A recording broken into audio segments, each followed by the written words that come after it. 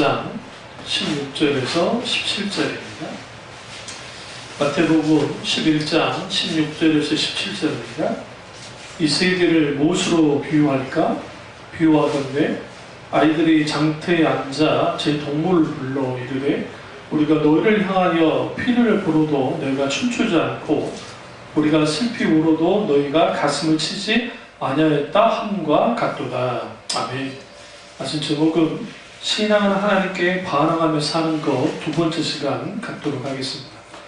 신앙은 하나님께 반응하며 사는 것 두 번째 시간입니다. 오늘날 많은 사람들이 주님께 반응하지 못하는 이유가 뭘까요? 그 이유는 영적으로 메마르기 때문에 그렇습니다. 왜 사람들이 이렇게 영적으로 메마라질까요? 그 이유는 하나님의 풍성한 말씀 가운데 있지 못해서 그렇습니다. 사실 여러분, 영적 침체는 영적인 질병입니다.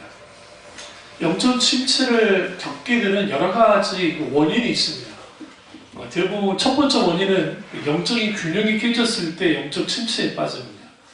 여기서 영적 균형이라는 것은 우리가 엄청난 영적인 성공을 했을 때, 세상 말로의 성공이면 하나님의 놀라운 역사를 경험하고 난 다음에 영적 침체에 빠질 수 있는 것을 엘리야를 통해서 볼 수 있습니다. 그러니까 우리가 하나님께 반응하는 삶을 살지 못하는 것은 영적으로 메말라졌기 때문이고, 영적인 메말라진 이유는 결국은 영적인 균형이 깨졌기 때문이다 라는 거죠. 이 영적인 균형을 왜 깨졌느냐? 지나친 사역에 몰두하다가 영적인 균형이 깨집니다. 그러면 거기에서 무슨 일이 벌어지느냐? 영적인 침체에 빠지고 하나님께 반응하지 못합니다. 이게 아주 일반적인 것이고요.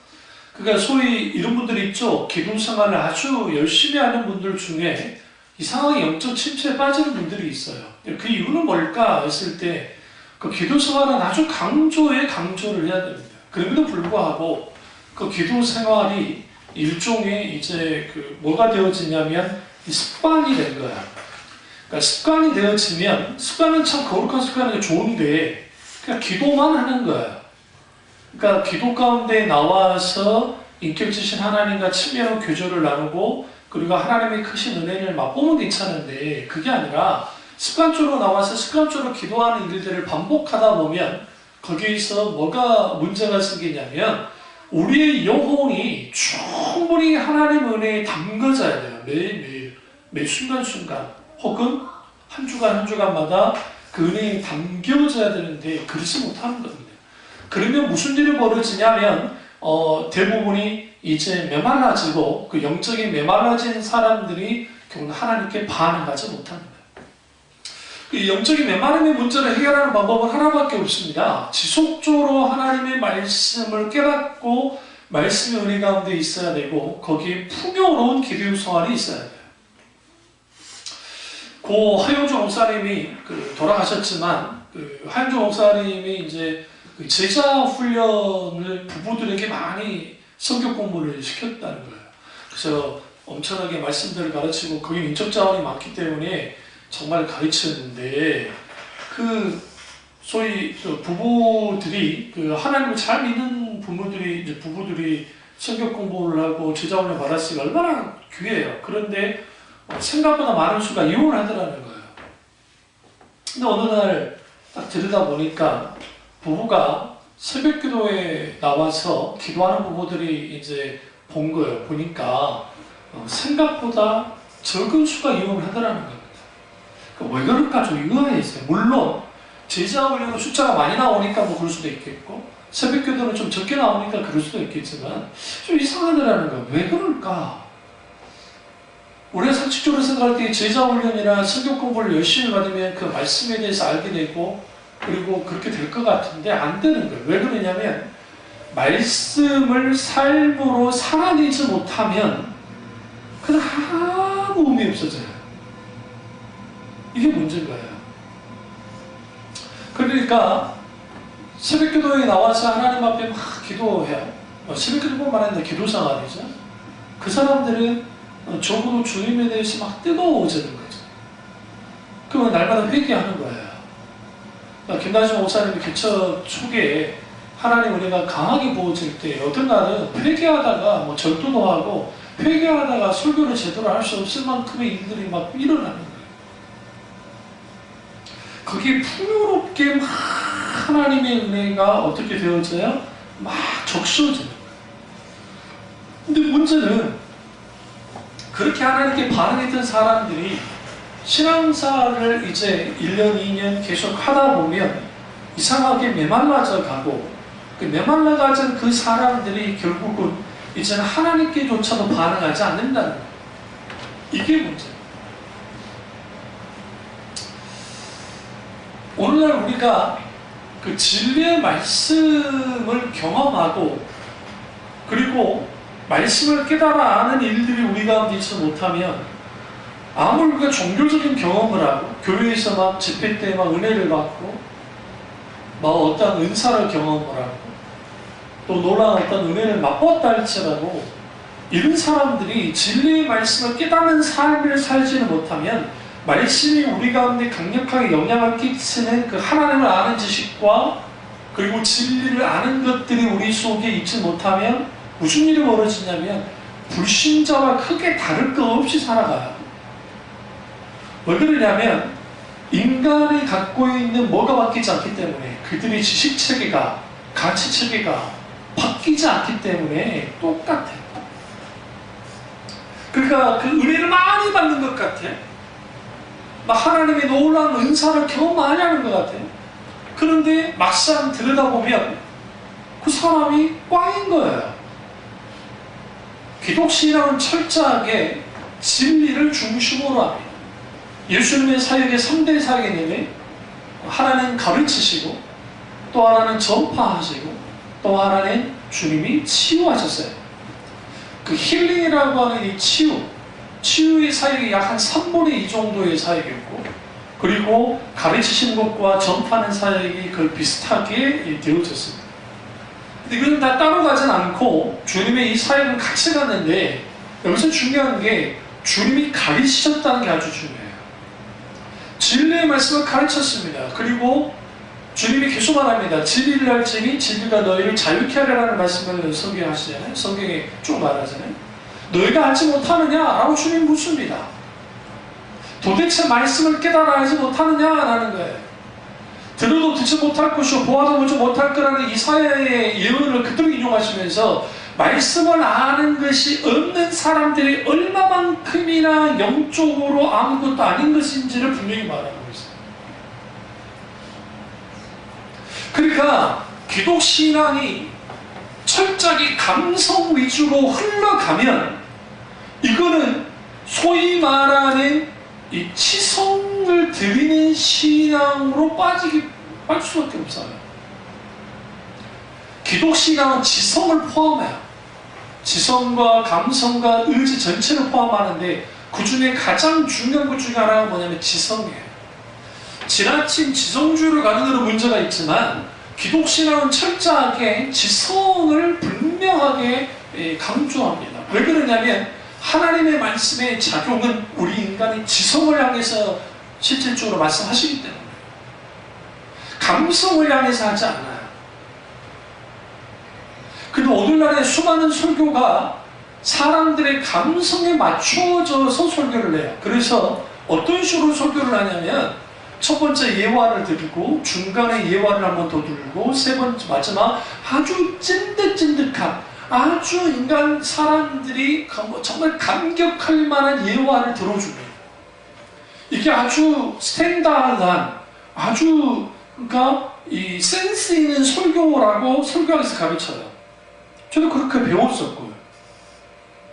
그러니까 그러면 사람들이 설교를 듣고 난 다음에 남는 거는 뭐밖에 없냐면 예화밖에 없는 거예요.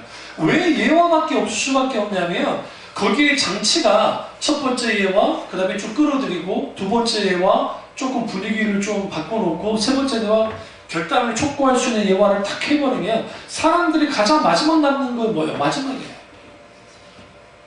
여러분 드라마 보실 때 드라마 처음부터 끝까지 다 기억하시나요? 그렇진 않아요.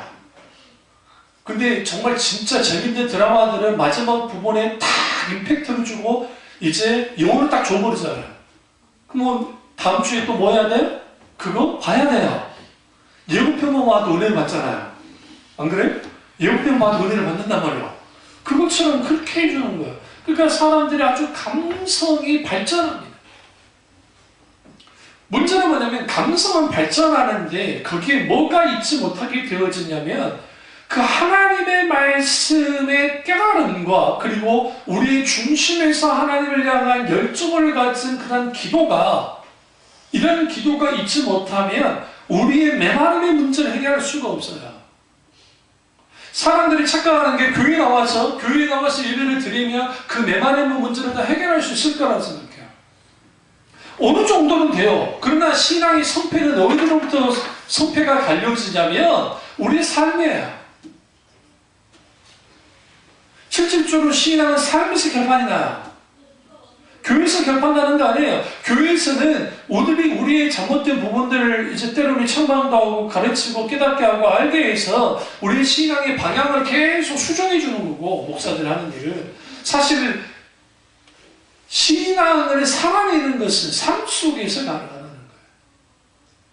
근데 신앙의 삶 속에서 하나님께 반응하지 않는 사람들이 너무나 많다는 거예요. 왜요? 영적 메마르게 돼서. 영적 침체에 빠진 이유가 뭐라고요? 영적인 균형이 깨져서요. 지나친 사역이나 몰입이나 때로는 기도 생활의 중단이나 말씀 묵상이 중단이 되어지면 곧장 있게 되는 게 영적 침체가 다가옵니다. 두 번째 영적 침체 이유는 우리 죄 때문에 그럴 수 있습니다. 그러니까 하나님과의 관계가 문제가 생겼을 때 우리는 영적 침체를 경험하게 됩니다. 이 문제는 회개 아니고서는 절대로 그 영적인 침체를 해결할 길이 없어요. 그러니까 하나님 앞에 나의 죄를 용서해 달라고 하나님 앞에 무릎 꿇고 기도해야 됩니다. 세 번째는 영적 메마름은 영적 침체와 관계가 있으니까요. 사실상 뭐와 관계있냐면 우리의 태도가 문제가 됐을 때 이제 영적 침체가 생깁니다. 이 태도는 뭐냐? 하나님과의 관계 속에 있는 태도입니다. 대표적인 게 김단정 목사님 책 가운데 실증이라는 책과 게으름이라는 책이 아주 중요한 이유가 인간의 마음은, 인간의 타락한 본성은 하나님을 떠나는 경향성을 갖고 있고, 이거는 그걸 말하는 로마서에 분명히 말해요. 그러니까 그 경향성을 갖고 있고, 그 경향성을 갖고 있는 인간에게 실질적으로 나타나는 게 뭐냐? 마음속으로는 하나님을 향한 권태감이 들고, 그리고 행동으로는 게을러져요.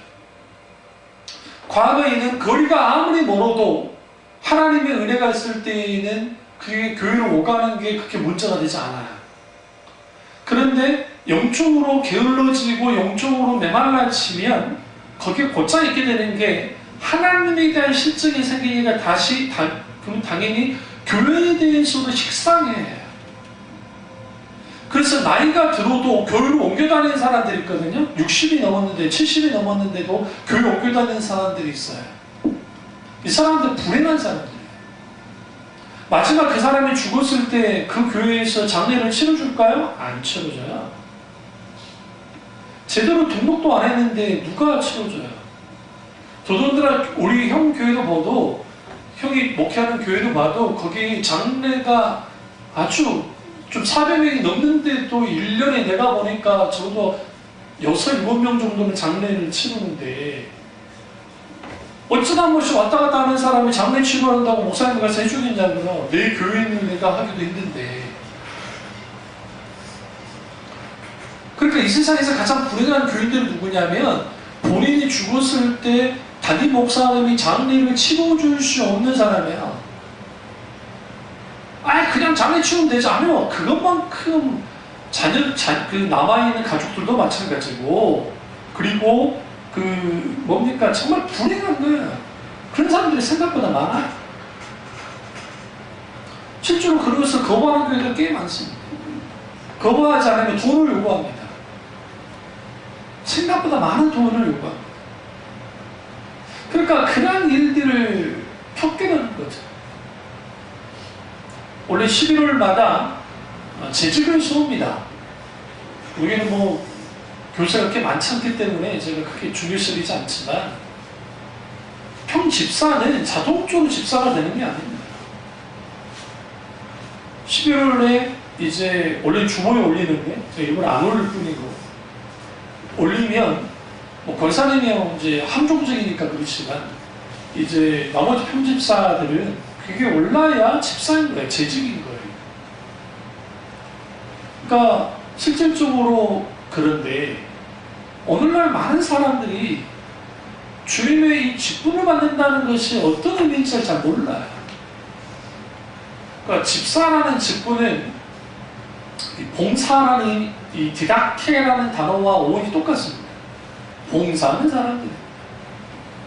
그래서 교회를 위해서 헌신하고 그 다음에 또 뭐 어떤 여러 가지 섬김이나 그런 것에 대해서 열심히 이제 하는 사람들인데 영적으로 메말라지잖아요. 그러면 가장 먼저 일어나는 게 뭐냐면 헌금하는 것부터 아까워요. 재밌는 거예요. 그래서 헌금이 아까우니까 헌금 안 해요. 과거에는 기쁘게 하나님께 자원해서 헌금했던 사람들이 헌금 생활에 이제 일단 먼저 놓기 시작합니다. 근데 이게 한 발 더 나아가면 이제는 예배 생활에 대해서 크게 의미 두지 않습니다. 그래서 어떤 뭐 놀러 갈 일이나 아니면 기타 어떤 뭐 몸이 좀 너무 좀 아프거나 그렇게 아프지는 것도 아닌데 그러면 적당한 핑계를 대고 그냥 교회를 안 나오는 사람들이 있어요. 어쩔 수 없는 경우도 있겠지만요. 그러니까 예배가 중심에서 멀어져요. 그럼 왜 그러느냐? 태도가 변하는 거예요. 영적으로 침체가 되면 이전에 은혜 받았을 때는 하나님을 향해서 내가 얼굴로 계속 하나님을 바라보던 사람인데 이제는 영적으로 침체되면 뒤돌아서 하나님을 바라보지 않아요. 다른 거 바라봐요. 그리고 거기에 마음이 가요.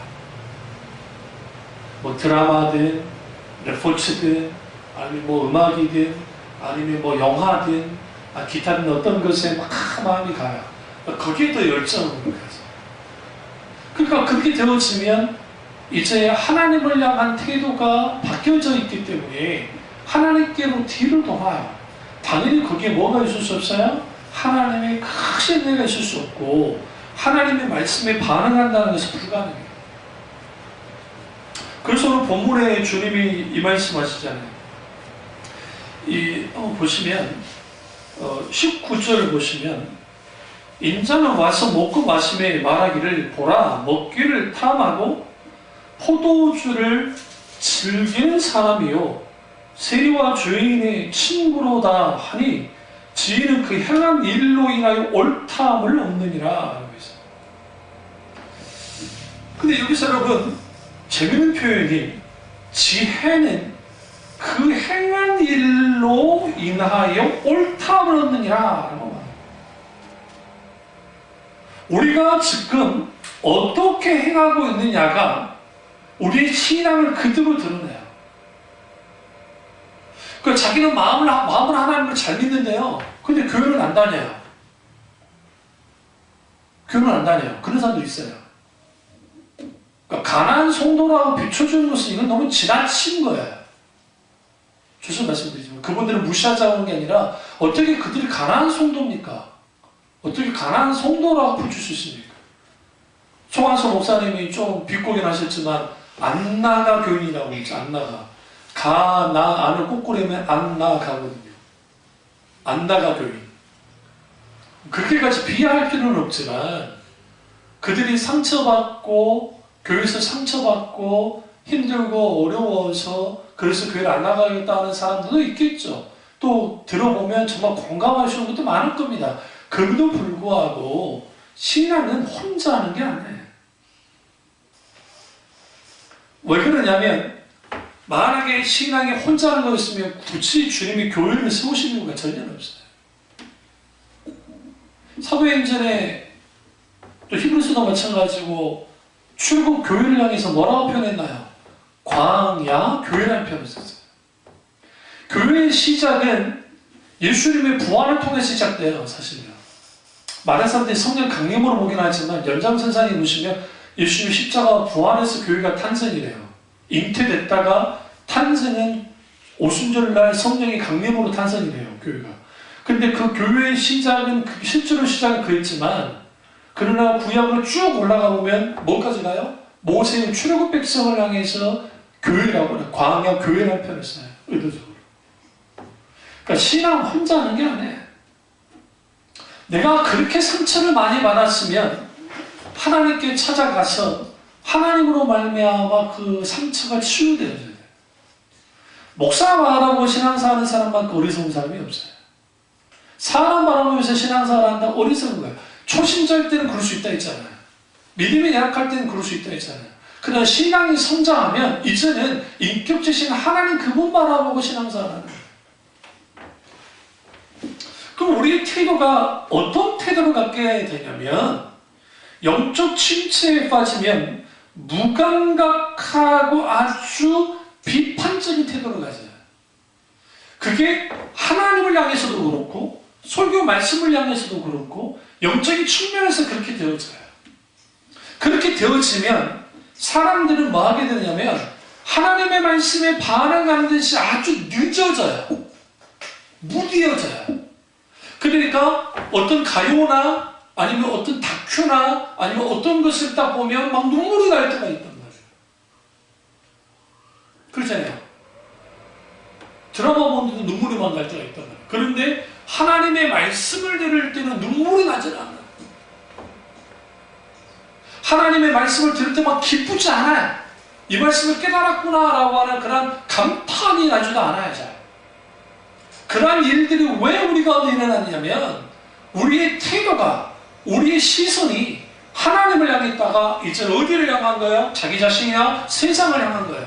그래서 영적인 실증과 게으름의 그 이면에는 자기 사랑이 있고 그 자기 사랑의 핵심이 뭐냐? 세상 사랑이에요. 하나님보다 세상을 더 사랑해요. 여러분이 어떤 시간보다 이 예배 시간이 가장 소중하고 가치가 있어야 된다고요.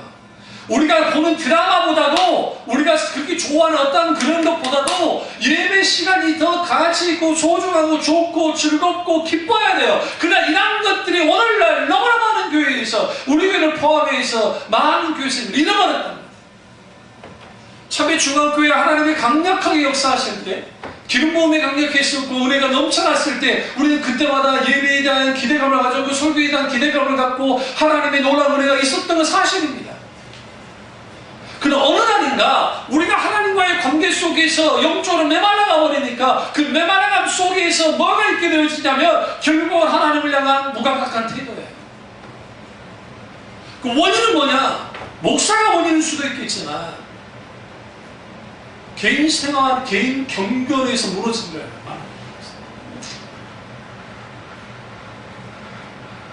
주님을 찾아야 될 사람들이 주님을 찾지 않아요. 말씀을 가까이 해야 될 사람들이 말씀을 가까이 하지 않아요. 그러다 보니까 무슨 일이 벌어지냐면 교회 와서는 조금 은혜 받고 갈지 모르지만 막상 교회를 밖에 나가서 자기 삶의 터전으로 가게 되어지면 다 쏟아버리는 거예요. 근데 그래도 교회에 와서 은혜라도 받으면 괜찮아요. 무슨 말인지 아시죠? 은혜라도 받으면. 그런데 그 은혜라도 못 받는 게 생기니까 문제예요. 뭐냐면 인간은 근본적으로 더 마음이 굳어지고 계속적으로 세상 사람과 자기 사랑이 커져가면 이제는 무감각이 이제 커져나가요. 그 무감각이 커져나가면 무슨 일이 벌어지냐면 우리가 한세벽이 무서운 이유가 모든 감각이 다 사라졌기 때문에 이게 떨어져 나간지는 몰라요. 상처 입은지를 모른단 말이에요. 동상 걸렸을 때 왜 무섭습니까? 어느 시점에 동상 걸리잖아요. 그러면 통증이 사라져버려요. 그 피부가 괴사가 온다고요. 피부가 죽어간다고요. 그러면 살릴 수 있는 방법 하나밖에 없어요. 잘라야 돼요. 생살을 잘라야 돼요. 발을 자르든 손을 자르든 잘라야 돼요. 영적으로 우리가 그렇게 영적인 감각이 무감각 상태에 계속 가면 그렇게 돼요. 그러니까 예수님이 그냥 우리만의 문제가 아니라 예수님 당시에 지금 이스라엘 백성들을 향해서 똑같이 말씀하시는 거예요. 너희가 지금 이런 상태에 있다는 거죠. 그러시면서 주님이 지난주에도 말씀드렸지만 이제 여러 가지 말 그대로 그 고라신과 베세다를 향해서 주님이 책망하시고 도로와 시돈이 너희보다 나을 거다라고 주님 말씀. 왜 그럴까요? 왜? 무감각해지는 또 하나의 원인이 있습니다. 23절을 보세요. 아브라함아, 내가 하늘에까지 높아지겠느냐? 음부에까지 낮아지리라.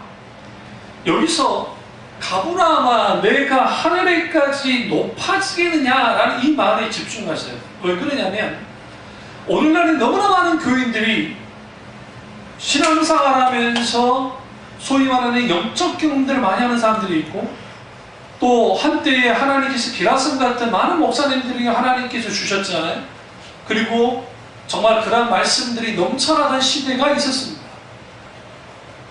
그러다 보니까 그런 맛들을 봤단 말이에요. 그러니까 젊은 시절이든 어느 시절이든 은혜를 경험한 그런 경험들이 있어요.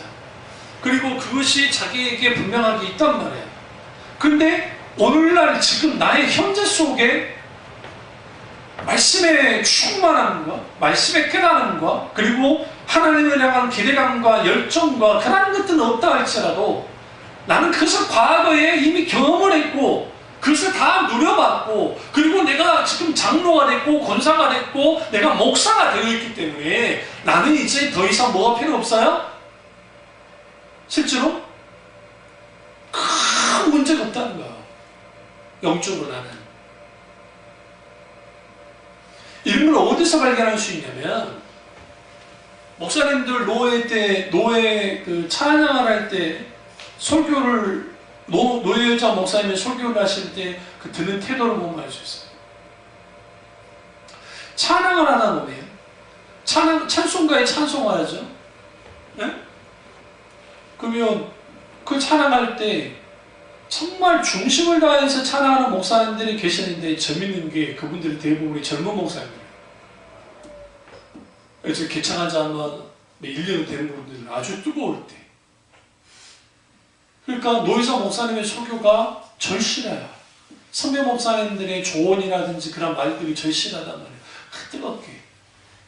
저도 목회 거의 이제 벌써 몇 년입니까? 거의 한 15년, 16년 가잖아요. 부교육자까지 하면 20년이 넘었고. 그러니까 이제 저 같은 목사들은 뭐 그렇다 치고 중간이니까. 나이가 좀 더 든 목사님들의 찬양, 그냥 찬양 안 한 분도 있고, 찬송가를 안 한 분도 있고, 그냥 입으로만 한 분도 있어요. 그러다 누구 오면 갑자기 악수하고 인사합니다. 찬양하고. 설교 들을 때 찰료라고 하는 그게 있는데 그걸 계속 봐요. 노이자 목사님 설교 듣지 않습니다. 그러니까 목사님들이, 저 같은 목사들이 누군가의 설교를 듣는 게 가장 힘들어요. 왜? 하는 입장이기 때문에. 그러니까 그러나 개 중에 어떤 목사님들은 아멘 합니다. 그분들의 영적 상태는 뜨겁다는 걸 알 수 있어요. 아멘. 그러니까 우리가 하나님 앞에 예배를 드릴 때, 또 설교를 듣거나 뭔가를 할 때에 우리의 마음이 계속적으로 이렇게 냉랭해지는 이유가 뭘까? 뭐에서 실패한 거예요? 영적인 자기관리에서 실패를 해버립니다. 사람들. 기독신앙은 다른 종교와 달리 아주 피곤해요. 기독교 신앙이라는 게 자체. 원래 기독교 신앙이라는 게. 여러분 초대교회의 세례를 받으려면 몇 년 걸렸을까요? 여러분 생각에. 세례 받는데. 이 기록들이 나와 있어요. 최저가 5년이에요. 한 사람이 교회에 나와서 목숨 걸고 나온 거예요. 우리가 달라요. 거의 예수 믿으면 죽는 거니까 피부만. 근데 나와도 그 사람들이 적어도 5년을 교육시켜요. 근데 그걸로도 모자라서 뭐 하냐면 이 사람이 세례 받아야 되잖아요. 이제 세례를 받아야 되는데 목사님이 그때 당시에는 감독이나 뭐 교부다 그렇게 했는데 그분들이 이 사람 모르게 이 사람 사는 데를 가가지고 쭉 물어봐. 이 사람이 어떤 사람 집사 사는 것도 안 해요. 세례 받는데. 그리고 디다케라고 하는, 이 디다케라는 게 가르치다는 헬라어인데, 이 디다케라고 하는 성경 그 공부, 올라가는 공부, 그것에 대해서 교리 공부를 충분히 해야 돼요. 우리는 이런 착각을 해요. 우리는 진화론적인 역사관을 갖고 있기 때문에 오늘날 우리 시대의 사람들이 과거의 사람들보다 뛰어날 거라고 생각을 해요. 뛰어난 부분도 분명하게 있지만 그렇지 못한 부분도 굉장히 많아요. 응? 여러분 저기 콜로세움 있죠? 콜로세움. 응? 콜로세움은 오늘날의 기술로 그까짓 거 못 짓겠어요? 그 몇 년 걸린 줄 아세요? 3년인가 5년인가 3년밖에 안 걸렸어요. 그거 짓는데. 현대 기술로는 그러니까 그 가이드하는 그 어떤 분이 그랬다잖아요. 그 현대건설에 있는 분들이 이제 몇 분이 놀러 와서 이제 했대요. 그러니까 이제 이거 막 정말 이거를 뭐 3년인가 된 것 같은데 3년인가 지었다니까 에이 우린 1년이면 져요. 그리고 이 가이드가 이 말 했다잖아요. 근데요 1000년 동안 버틸 수 있겠어요? 그러니까 아무 말도 안 해요. 굉장히 상해가지고 다 가버린 거죠. 여러분 1000년 동안 살만한 건물을 지었다고요? 누가요? 유대인들이 지었어요. 유대인들이 AD 73년 3년에 예루살렘 멸망을 한 다음에 포로 수십만 명, 한 50만에서 거의 70만 명을 끌고 가서 베스파시안 황제 때 디도 장군에 의해서 콜로세움을 짓기 시작한 거예요. 그러니까 그런 일들을 했죠. 그리고 우리는 뭘 봐야 되냐면 우리의 신앙이 바로 자라나려면 우리의 뿌리가 예수 그리스도께 닿아 있어야 돼요. 예수 그리스도께 닿아 있어야 거기로부터 영양분을 계속 공급을 받아요. 우리는 가지이고 주님은 포도나무시니까 우리는 가지가 되어져야 돼요. 그런데 가지가 떨어져 나가면 죽을 수밖에 없잖아요. 아무리 수천 년 되고 아무리 좋은 나무라 했죠. 하나님과의 관계가 문제가 되면 인간이 필연적으로 주님께 대해 반응하지 못해요. 반응하는 게 이상한 거예요. 그러니까 초대교회에 어마어마한 말씀 교육뿐만 아니라 그들의 생사를 넘나드는 기도를 통해서 하나님의 친밀한 교제 가운데 노란 하나님네가 있었고 그 시대의 교보들이 남겼던 글들을 보면 오늘날의 신학보다는 그렇게까지 발전하지 못했지만 그분들이 쓰는 그 언어들 그리고 하나님에 대한 신앙 고백과 그리고 하나님에 대하여 천지 만물에 대하여 그리고 구원에 대하여 삼일초에 대하여 기타 등등 그런 것들을 써놓은 그 신학적인 그런 것들을 보면 이게 우리가 표현할 수 없을 만큼 대단하단 말이에요. 그게 초대교회 교인들이었어요. 오늘날의 교인들하고는 비교조차 할 수 없어요. 한국교회 교인들하고 비교조차 할 수 없을 정도예요. 이처럼 우리가 하나님께 반응해야 되는데 그 반응하는 신앙을 가져야 되는데 그것을 하려면 반드시 우리는 영적 메마름의 문제를 해결하지 않고서는 절대로 하나님께 반응할 수 없어요. 2019년에는 그렇기 때문에 오예배 때 금요일처럼 말씀드렸지만 오예배 때 제가 썼던 그 제본 책들을 가지고 이제 쭉 한번 다 먹거든요.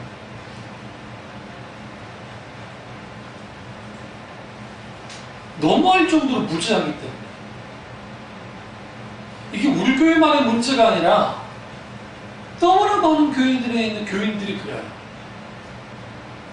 진리의 말씀에 대한 무지해요. 왜 이단에게 그렇게 쉽게 빠지겠어요? 생각 안 해보셨어요? 그 안사모이라든지 하나님의 교회라든지 아니면 이만이라든지 왜 그런데 쉽게 빠진다고 생각하세요? 어떤 사람이 쉽게 빠지냐면 적당히 성경을 알고 있는 사람이에요.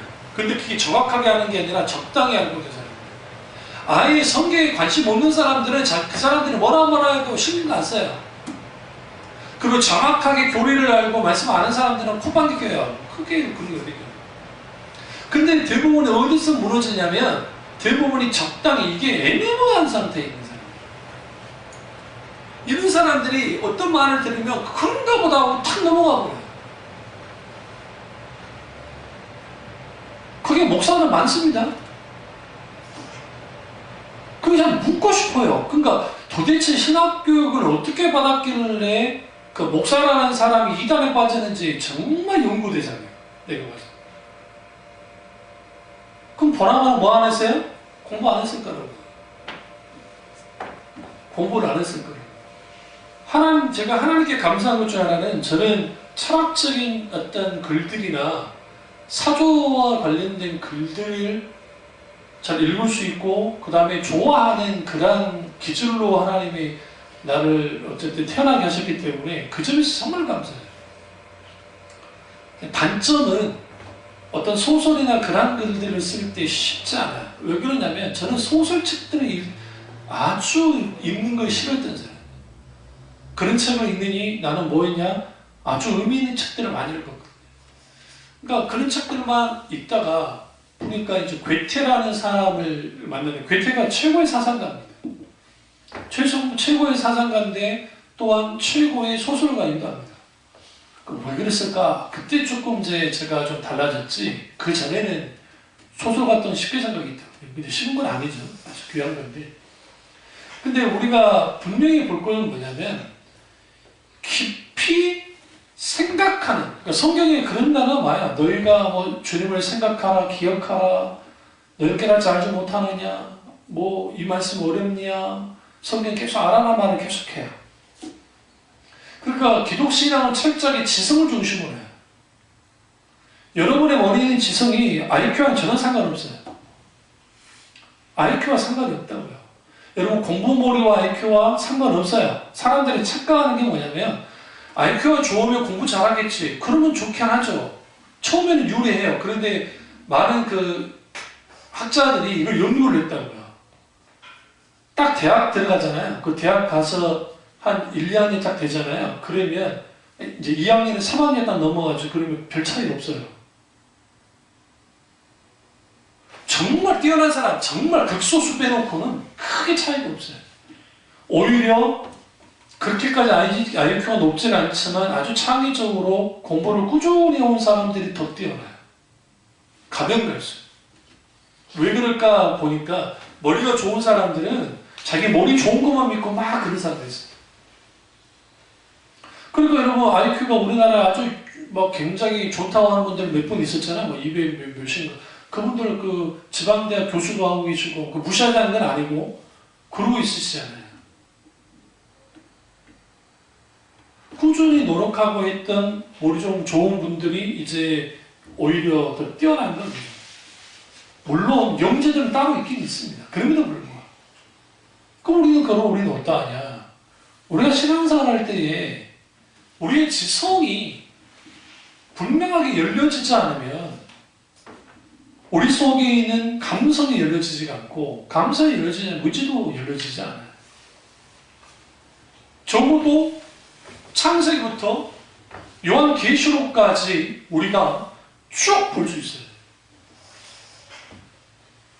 어떤 흐름으로 가는지를 볼 수 있어야 되고 또 하나는 인물의 관점으로 쭉 보거나 아니면 구속사적인 의미를 보거나 언약적인 관점에서 보거나 하나님 나라의 관점으로 보거나 이걸 귀납적으로 보든 뭐 영역적으로 보든 아니면 기타 여러 가지 방식으로 보더라도 거기서 중요한 깊은 하나님의 말씀의 놀라운 은혜들을 경험하기 시작하면 달라지기 시작해요. 진리를 갖고 있는 사람들, 말씀을 깊이 이해하고 그리고 기도 생활을 게을리하지 않는 사람들은 어지간해서는 영적 메마름 상태에 빠지지 않습니다. 단언합니다. 왜 그러냐면 영적으로 메말쭉 되려면 트랜스포메이션, 전환합니다. 말씀을 깨달아지기 때문에 성령의 역사 속에서 전환하면서 탁탁탁 수정해요. 계속적으로. 궤도를 수정한단 말이에요. 수정하니까 무슨 일이 벌어지냐면 적빠지는 일들이, 넘어지는 일들이 그렇게 많지 않아요. 근데 문제는 뭐냐면 영적으로 이렇게 무감각해지고 백반적인 태도를 갖게 되어지면 하나님에 대하여 당연히 이제 갖죠. 근데 문제는 이제 교회 안에 무신론자로 빠지는 거고, 이 사람들이. 또 하나는 그 시대의 정신과 시대의 조류와 시대의 사상에 대하여 아주 민감해져요. 그럼 이런 걸 가지고 발빠르게 목사들이 그런 설교를 하는 거야. 웰빙이 어떠냐는지, 뭐 웰빙적인 설교를 하고, 아니면 또 기타 등등 힐링이라는 주제를 가지고 막 설교를 하면서 웰다잉은 신경도 안 써요. 어떻게 죽을 것인지 신경도 쓰지도 않아요.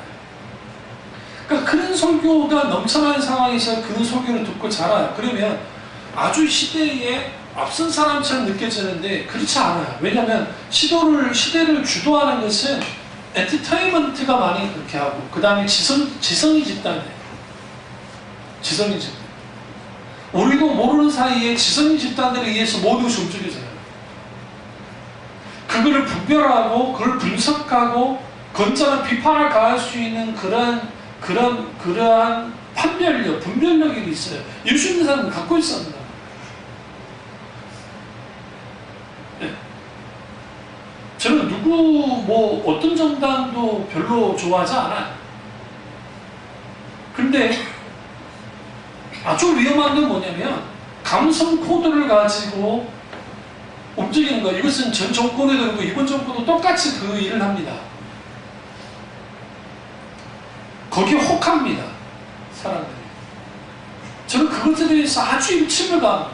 그러니까 그렇게 접근하는 것 자체는 제가 뭐라 할 수는 없는데, 그걸 통해서 이 사람들이 노리는 것들이 보이는 거예요. 그건 뭐냐면 자기들의 감성 노름을 통해서 사람들의 눈을 가릴 수 있을 거라 생각해요. 근데 그건 아주 오만한 상황입니다. 차라리 그것보다는 윈스턴 처칠이 그렇게 뛰어난 사람은 아니었지만, 이 2차 대전이 났을 때 영국이 거의 끝장날 뻔했어요. 우리는 영국이 이겼으니까 그렇다 치는데 독일이 공습했을 때 아주 피해가 많았고, 영국 사회 내에서 무슨 일이 벌어진 줄 아세요? 우리 졌다라고 생각했다. 근데 처칠이 나와서 아주 그 파이프 그 담배 피면서 탁 나와가지고 막 쇼를 했단 말이에요. 조금 일종의 이게 감성 작업이에요. 그럼 감성 작업만 했냐? 그렇지 않아요. 아주 냉철하게 그 부분에 있어서 이 독일과 반드시 맞짱을 떠야 된다는 거예요. 실제로 그 일을 진행했고 실제로 그 일을 이뤘어요. 그래서 지금도 존경을 받는 거예요. 그러니까 우리는 이 신앙생활 할 때에 우리 교회 내에서 감성적인 것을 끌어올려가지고 막 감성적인 찬양을 해가지고 막 지치고 상한 나의 마음을 주여 받아주소서, 내가 주께로 지금 가오니. 이런 찬양이 나쁘다는 거 아니에요. 우리가 개인 경건 속에서 들어야 하고 귀한 찬양이잖아요. 근데 그런 찬양들을 막 하면 사람들마다 서로 아픈 사연이 있고 상처된 사람이 어디 있어요. 그러면 그런 것들이 마음에 막 열어져요. 그리고 난 다음에 거기에 막 멘트를 날리고, 그리고 기도를 하면서 주여 주여 주여 하면서 감정 여기서 막 쏟아간다고 해서 뭐 달라지냐고요. 삶이 달라지는 거예요. 하나님의 말씀이 우리의 심령을 사로잡아야 돼요. 내 전인격을 사로잡아야 돼요. 말씀만 우리를 변화시켜요. 정말 하나님의 말씀의 역사 가운데 있게 되어져야 그 말씀의 말미암아 우리가 깨뜨려지고, 내가 변해지고, 내가 전환하고, 내가 달라지는 거예요. 그래서 우리는 하나님의 말씀에 강한 영향을 받아야 돼요. 어느 때부터. 그런데 사탄이 하는 일이 뭐냐? 사탄이 말씀에 대한 감각들을 다 꺾어놔요. 어떻게? 우리의 마음의 밭을 어떻게 해요? 길가, 가시밭, 돌짝밭, 그 다음에 옥토밭이 있는데 거의 대다수를 뭘로 덮어요? 옥토가 사라지도록 사탄이 공격합니다. 일주일 동안 내가 막 좋아하는 것만 계속 하다가 예를 들어 교회 와서 이걸 들으세요? 그럼 무슨 생각나요? 그것밖에 생각 안 나요. 제가 주일날 낮에나 할 수 있으면, 그러니까 주일 낮예배를 위해서 오전 아예 텔레비전 보지 말라는 이유가, 텔레비전 보는 게 죄라는 게 아니라 마음이 분산될 수 있으니까 뭘 하다 보면, 그러니까 그걸 하고 그렇게 오라는 말이에요. 그래서 우리 예배 속에서 이런 분산되어지는 일들이 왜 벌어지느냐? 그 이유는 뭐냐면 마음이 나누어지기 때문에. 왜 마음이 나누어지느냐? 하나님에 대한 순전한 마음을 갖지 못하기 때문에. 이것은 누구와 관계냐? 우리 시대와 똑같은 관계에 있어요. 중요한 말씀이 있어요. 25절 보세요. 그때에 집중하세요. 그때에. 그럼 보세요. 앞에 있는 그 말씀들이 쭉 나오죠. 그 춤추도 막 장터의 놀이비유, 뭐 장례치는 비유를 쭉 주님 말씀하시잖아요. 그러다가 그때에 예수께서 대답하여 이르시되, 그러면 그때 그 시점에 주님이 이 말씀했는데 아주 중요한 말씀을 합니다. 그게 뭐냐면 28절에 수고하고 무거운 짐진 자들아 다 내게로 오라. 내가 너희를 쉬게 하리라. 나는 마음이 온유하고 겸손하니 나의 멍에를 메고 내게 배우라. 그러면 너희 마음이 쉼을 얻으리니 이는 내 멍에는 쉽고 내 짐은 가벼우니라 하시니라. 그리고 이 12절에 그때에, 성경 읽으실 때에 그냥 한자 내가 늘 성경 읽기 배대로 11장 읽고 12장 읽고 그렇게만 읽어나가면 안 돼요. 그때라는 말은 이 말씀을 하실 때 이 연장선상에서 계속 이 말씀이 나오는 거예요. 그런데 중요한 건 뭐냐면 왜 수고하고 무거운 짐진 자들에 대한 말을 하셨을까요? 오늘날 하나님께 반응하지 못하는 가장 중요한 이유 중에 하나는 뭐냐면 인간들이 가지고 있는 그 마음이 수고하고 무거운 짐을 지고 있어요. 그것은 뭐와 관계가 있냐면 먹고 사는 문제와 첫 번째 관계가 있고, 또 하나는 인간관계 속에서 너무나 많은 마음의 상처를 받아요.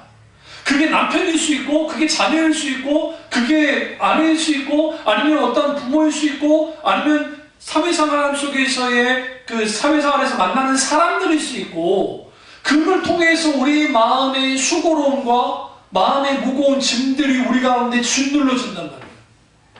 그렇게 되어지면 그 마음을 하나님께 가지고 나와서 하나님께 토해내면 괜찮겠는데 그런 상태가 되지 않는다고요. 왜 그러냐면 기본적인 하나님께 나와 통역을 자복하는 그런 기도 생활이 없는 사람이 주일날 나와가지고 거기서 하나님 앞에 운다고 해서 울어지냐고요. 그게 여러분의 영혼이 탈탈 털리는 일들이 만약에 일어나고 여러분이 힘들고 어려운 일들이 벌어질 때, 마음의 문제가 생겼을 때에 우리는 곧장 골방으로 나아가서, 아니면 그 밤이라도 골방에 나아가서 하나님을 찾아야 돼요.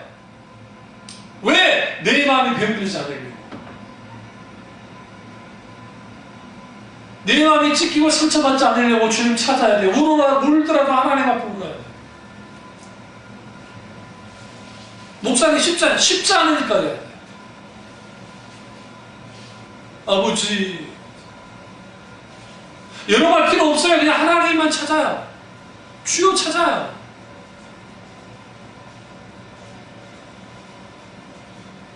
왜 부흥강사들이 하나님께서 강한 은혜를 주시는 그 시대에 우리나라 정말 하나님은 크신 거죠. 근데 찬송가 있는 게 있잖아요. 아시지요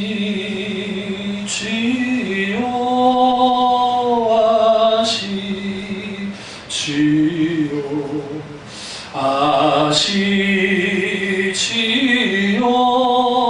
주님 아시지요. 어쨌든 믿습니다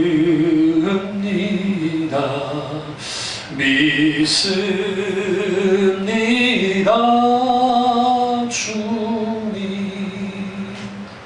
이게 이게 사람의 감성을 향해서 한 거기는 하지만 여기는 뭘 담고 있냐면 아시죠 주님 내 마음 아시잖아요. 그래서 내가 나와서 하나님 이렇게 찬양합니다.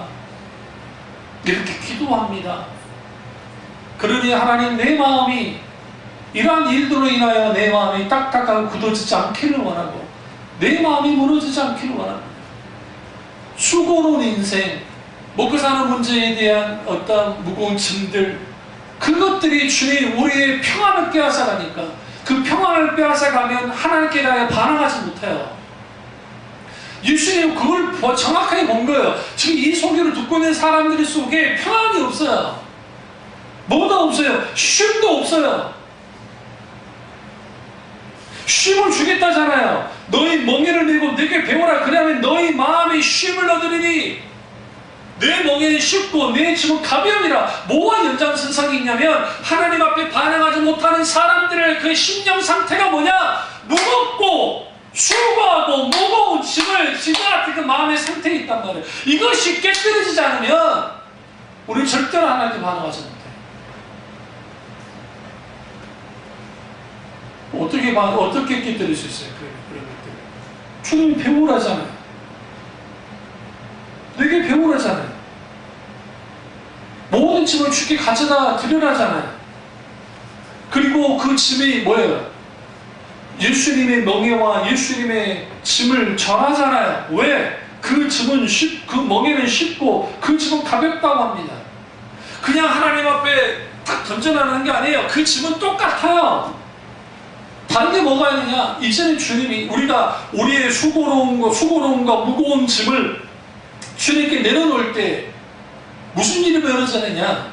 분명히 그건 내 짐이었는데 이제는 주님의 짐이 되는 거예요. 그리고 주님이 함께 져주는 겁니다.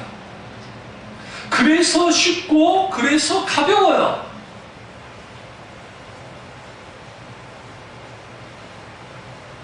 이게 오늘날 우리가 하나님께 반응하는 신앙을 회복할 수 있는 실질적인 열쇠예요.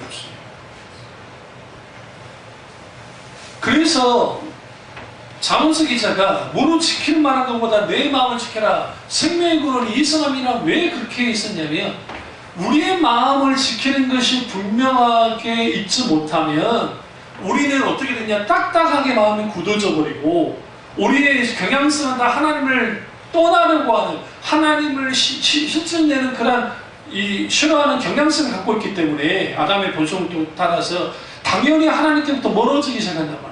뭐부터? 마음으로부터 멀어지고 몸으로부터 멀어진단 말이에요. 그러면 당연히 하나님의 말씀에 대해 반응하지 않아요. 무감각한 상태입니다. 그러면 이때 선택해야 돼요. 신앙을 포기하든지 아니면 전환하든지 아니면 적당히 타협하면서 종교생활을 하든지. 그래서 너무나 많은 교인들이 종교적인 신앙생활을 하는 거예요. 종교적인. 그것을 어떻게 만드느냐? 그렇게 할 수 있도록 교회가 이제는 제공하는 거예요. 어떻게? 마케팅이나 심리학적 요법이나 기타 등등 여러 가지를 가지고 그렇게 합니다.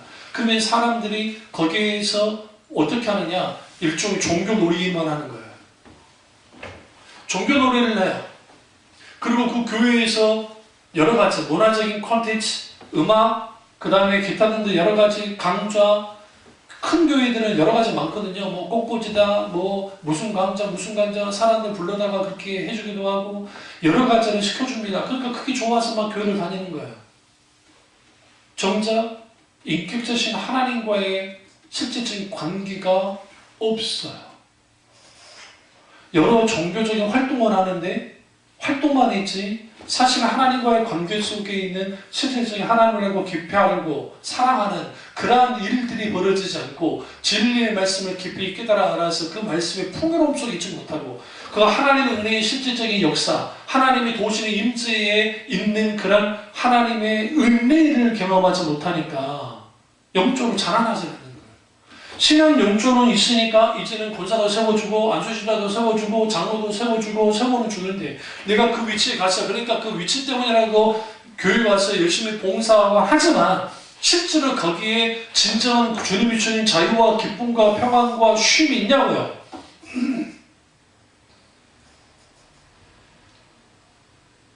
없습니다. 상당수가 없습니다. 그럼 그게 다른 교회만의 문제입니까? 아니, 우리 문제예요. 안수홍 목사의 문제이고 여러분의 문제입니다. 이 사실을 알고 하나님께 반응하는 신앙이 회복되기를 주님의 이름으로 축원합니다. 기도하겠습니다. 기도하실 때 이 말씀이 나의 말씀, 우리 말씀 되게 기도하겠습니다. 사랑의 주님,